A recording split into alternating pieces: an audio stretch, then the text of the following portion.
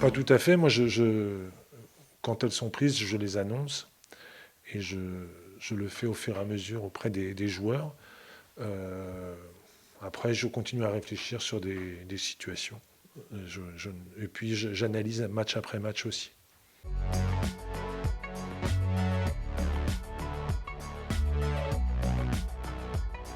Évidemment que je tiens compte de son statut dans ma réflexion et le jour où ma décision sera et la décision du club seront. Voilà, évidemment que il faut, il faudra échanger avec lui. Pour le moment, je le fais jouer. Pour le moment, il représente euh, l'assurance d'un travail bien fait, etc. Donc, je l'utilise et je le fais jouer. C'est quelqu'un qui s'entraîne bien du premier jour de la saison jusqu'à la fin. Et quelle que soit la décision prise, personne ne pourra lui enlever ça en tout cas. Je m'étais mis dans la tête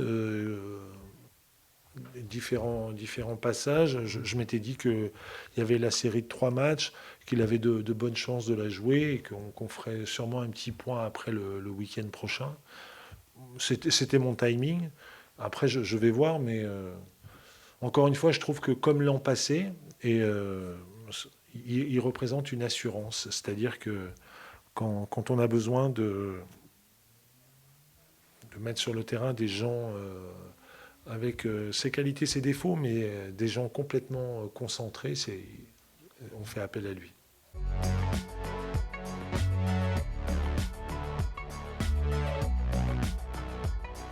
Je pense, en tout cas, on y travaille beaucoup, on y passe beaucoup de temps.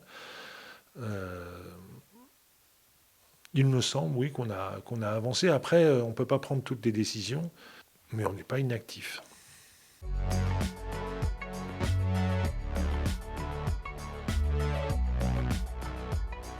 On avait fait des propositions à Imad. Imad, aujourd'hui, quand il est à ce niveau-là, pour nous, c'est injouable.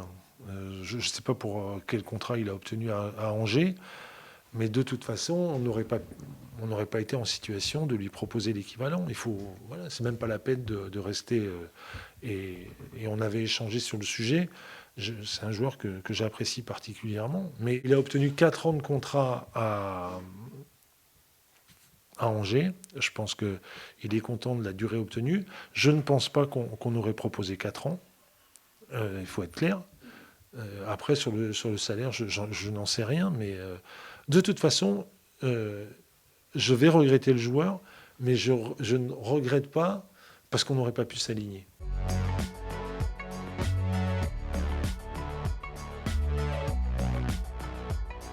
Il faut faire attention à ça. Et c'est d'une manière générale une façon de réfléchir que je n'aime pas trop. C'est-à-dire, aujourd'hui, on n'est pas dans les 5 premiers, mais on n'est pas dans les derniers non plus. Et on a tendance, parfois, à trouver les joueurs qui sont ailleurs magnifiques et les joueurs qui sont chez nous insuffisants. Il faut faire attention à ça. On n'est pas les meilleurs, mais on n'est pas les moins bons de cette division. Faut bien y réfléchir. Et c'est bien beau de dire oui, on repart que des nouveaux joueurs. Mais il faut être certain que les nouveaux joueurs soient supérieurs à ceux qui sont ici, à ceux qu'on est peut-être en situation de prolonger. Évidemment qu'on y réfléchit. Et je crois, enfin, il ne faut pas faire du dégagisme absolument. Je n'y crois absolument pas, je ne crois pas à l'efficacité de ça, mais enfin, les gens aiment ça, que ce soit au niveau des entraîneurs ou des joueurs, c'est toujours ceux qui arrivent ou ceux qui arriveraient qui seraient nettement supérieurs, c'est jamais le cas.